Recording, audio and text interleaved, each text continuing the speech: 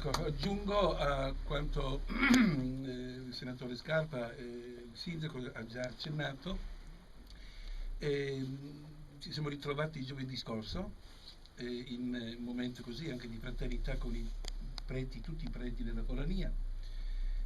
Abbiamo deciso insieme di dedicare una domenica, sarebbe la seconda, credo, domenica di Avvento, o la terza, adesso no, il vicario forale poi stabilirà, e tutte le offerte che si raccolgono in chiesa saranno devolute al centro di ascolto Caritas per le emergenze.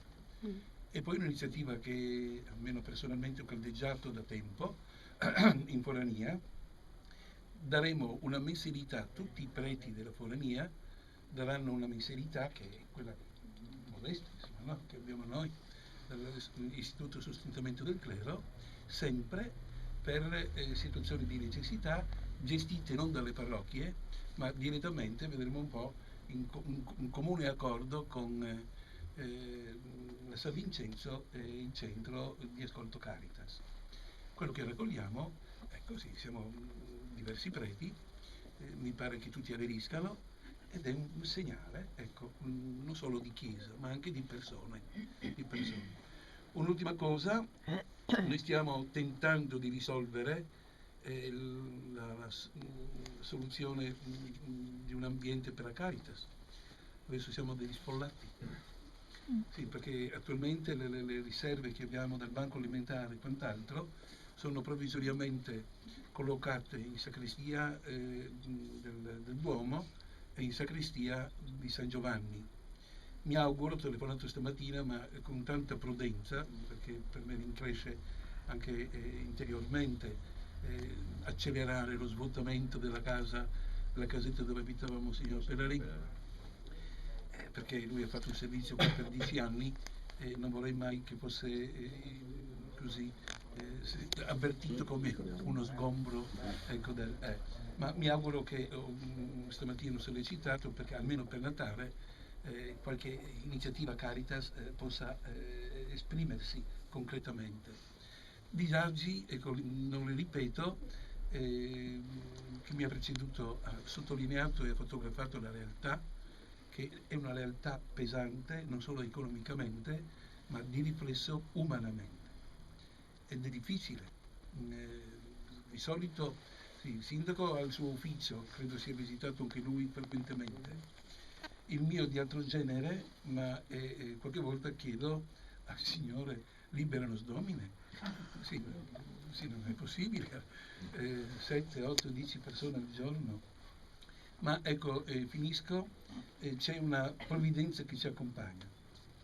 E la provvidenza non è soltanto qualcosa di così metafisico. La provvidenza è qualcosa di concreto, come è concreto il lavoro che avete fatto. Sapendo una cosa che per me è molto valida, dalla mia esperienza di uomo e di prete, ho cercato sempre di mantenerla e conservarla. Non è la quantità delle cose o dei soldi, ma è la qualità del cuore a cui dobbiamo continuamente educare, formare e stimolare.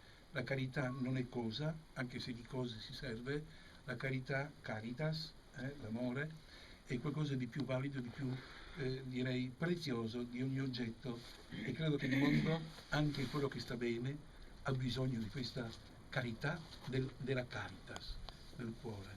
Ecco, il resto dopo viene da sé. Ecco, quando uno incomincia ad aprire il cuore, sa anche aprire la mano e dare la mano, anche se è vuota, ma il calore di una mano solidale che scaturisce dal calore del cuore, dell'amore, è già un dono prezioso. Su tutti voi allora, sulla vostra attività, sul vostro lavoro, sulle nostre istituzioni, che noi ricordiamo frequentemente, in questo momento che hanno già accennato, che rischia di perdere quella credibilità pur minima su valori fondamentali, quale la democrazia, quale la responsabilità nel gestire il bene comune, quali veramente, ecco, la fiducia reciproca tra chi guida e chi è direi unito all'impegno comune, perché di questo noi dovremmo sentirci, direi, corresponsabili.